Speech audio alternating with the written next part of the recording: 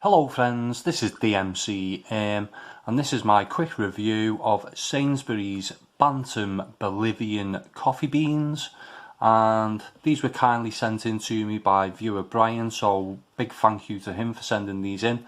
And these were £3.50. I think they normally go for around £4, but they were on offer, so I think when I tried the Mexican coffee beans of the same brand, I think I paid around £3.50 for them, so look out for them at that price if you want to buy these ones.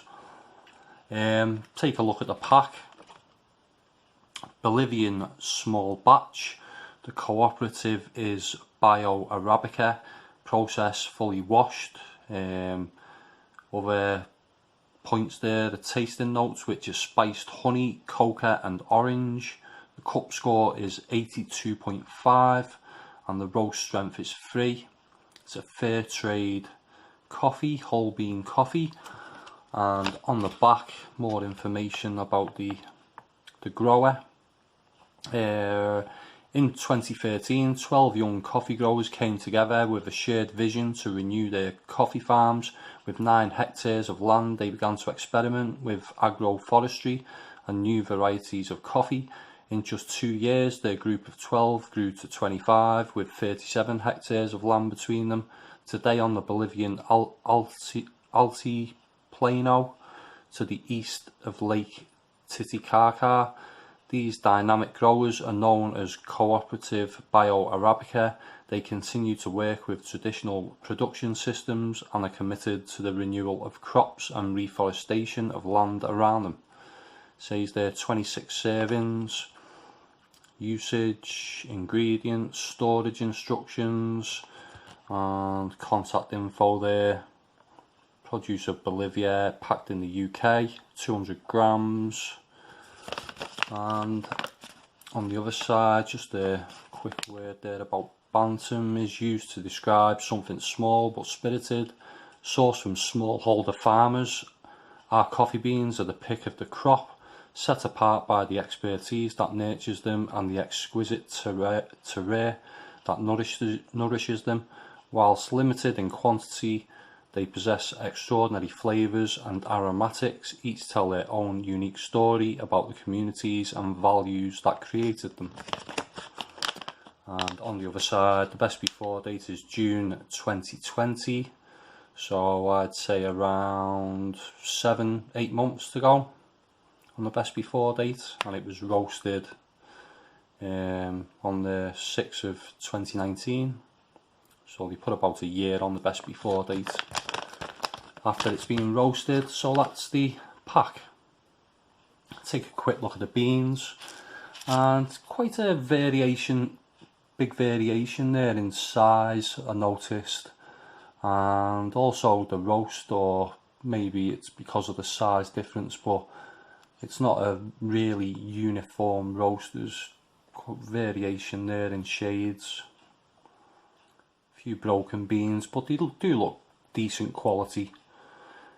The aroma from the beans is a bit basic really though. It's earthy and chocolatey, very slight floral, sort of honey hints. But it's all very understated, and maybe that's down to it being a number 3 light roast. Hopefully it will liven up a bit when the beans are ground, because it's a little bit sort of bland and cardboardy, if I'm honest, aroma wise anyway. Take a quick look at the ground coffee, and yeah, it's quite dark, I would say, for number 3 roast, and when ground it's a little more livelier, but nothing new or different after grinding, which is a bit surprising really, because you normally get a little bit extra out of it after grinding, but not much with this one. So taste wise, well, a try of the espresso was like drinking a whiskey and left a sort of warm feeling on my chest. The espresso was more on the sour side of bitterness. Not very nice, but I don't really drink an espresso on its own usually. But when I've been drinking it how I normally drink it, it's definitely got that spicy or spiced honey hint. It's slightly chocolatey too. I'm definitely not picking up any of the orange hint though mentioned on the pack. It's got slight woody hints which I can't decide if it's good or bad. It's smooth with slight acidity and bitterness, but does have a sort of lingering aftertaste which I didn't find very pleasant. It's okay if a little bland, and if I'm honest, unless you really up the quantity, it was a little bit sort of dishwater like, and I was tempted to compare them both like I did with the Marks and Spencer's Kenyan coffee I reviewed a while ago when I compared that to dishwater.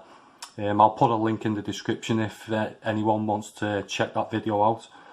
But when made strong, it was a little bit more interesting with a nice fuller bodied creaminess to it, but still a bit disappointing. And this one scores a 3 out of 5. Not as good as the Mexican coffee beans I reviewed from the Bantam range, but if you want a slightly spicy, sweet and smooth coffee, this may be a coffee worth a try. So I'd really like to hear from anyone who's tried this coffee or the other Bantam coffees or any of the coffees in Sainsbury's. Let me know your thoughts in the comments section below. If you like this video, give it a thumbs up, and if you want to see more coffee reviews in the future, subscribe to my channel. That was my quick review. Thanks for watching. Bye for now.